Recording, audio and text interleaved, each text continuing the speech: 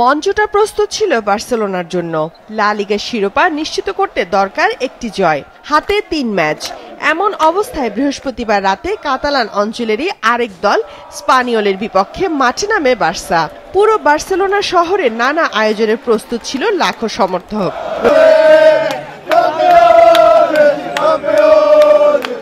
দারুণ ছন্দে থাকা বার্সেলোনা ২-০ গোলের জয় দিয়ে সহজেই জয় তুলে নিয়েছে এই ডার্বি ম্যাচে।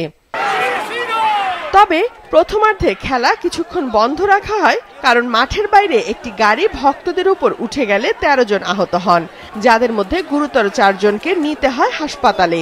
ম্যাচে গোল দেখতে বার্সা সমর্থকদের অপেক্ষা করতে হয় ৫৩ মিনিট পর্যন্ত। চোখ ধাঁধানো গোল করেন লামিনে ইয়ামাল।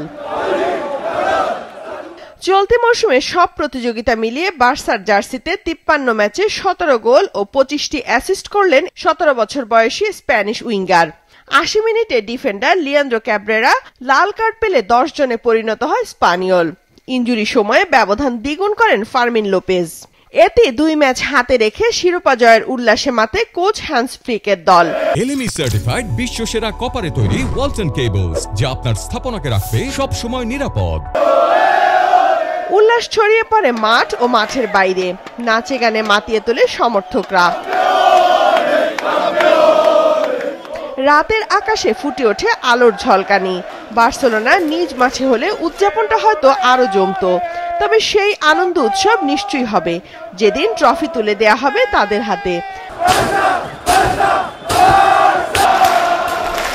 হাতে থাকা ২ ম্যাচের মধ্যে পরেরটি বার্সেলোনা খেলবে নিজ মাঠ অলিম্পিক স্টেডিয়ামে ১৮ মে রবিবার ভিয়ারিয়ালের বিপক্ষে, আর শেষ ম্যাচ বিলবাওয়ের মাঠে। তাই শেষ পর্যন্ত অপেক্ষা না করে আগামী রবিবারই নিজ মাঠে ট্রফি উঁচিয়ে ধরবে বার্সেলোনা। তার আগে বার্সেলোনা শহরে হবে খোলা বাসে parade. Super cup, Copa del রে আর লা লিগা এই ৩টি শিরোপার উদযাপন হবে একসঙ্গে। শহরের বিভিন্ন সড়ক প্রদক্ষিণ করবেন ইয়ামাল, রাফিনিয়ারা। আর রবিবার স্টেডিয়ামে থাকবে বিশেষ আয়োজন। ম্যাচ শেষে থাকবে বিশেষ লেজার শো, আতশবাজি আর কনসার্ট। এটা অবিশ্বাস্য। হ্যান্সি ফ্লিক, আমি তো প্রেমে পড়ে গিয়েছি। গত গ্রীষ্ম থেকে সে সত্যি আমাদের অনেক আনন্দ দিয়েছে। আর বার্সা তো বার্সাই, আমরা স্প্যানিশ চ্যাম্পিয়ন। অনেক ধন্যবাদ হ্যান্সি ফ্লিক তোমাকে। আমরা খুবই আনন্দিত। সিসিলি থেকে এসেছি সবার সঙ্গে উৎসব করব বলে। অনেক অনেক খুশি। এটা অনেক অপেক্ষার একটা মুহূর্ত ছিল। আমরা এই শিরোপা জয় উদযাপন করব। ১ বছর আগে কে ভেবেছিল এমনটা আবারও ঘটবে? লা লিগায় ৩৬ ম্যাচে ৮৫ পয়েন্ট নিয়ে শীর্ষে বার্সেলোনা, আর সমান ম্যাচে ৭৮ পয়েন্ট নিয়ে ২-এ রিয়াল মাদ্রিদ। নিজেদের হাতে থাকা ২ ম্যাচ জিতলেও বার্সার সঙ্গে ৭ পয়েন্টের ব্যবধান কমানো সম্ভব হবে না রিয়ালের। ২০২৩ সালে লা লিগা ও সুপার কাপ জয়ের পর মাঝে একটি বছর খালি হাতে ফিরতে হয়েছে। এই মৌসুমে আবারও ৩টি শিরোপা। তরুণ একটি দলকে জয়ের স্বপ্ন দেখানোর কাজটি করেছেন coach Hansi Flick.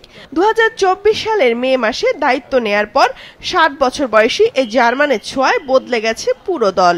Lamine Yamal, Raphinha কিংবা লেভানদোভস্কি সবার কাছ থেকে সেরাটা আদায় করেছেন তিনি।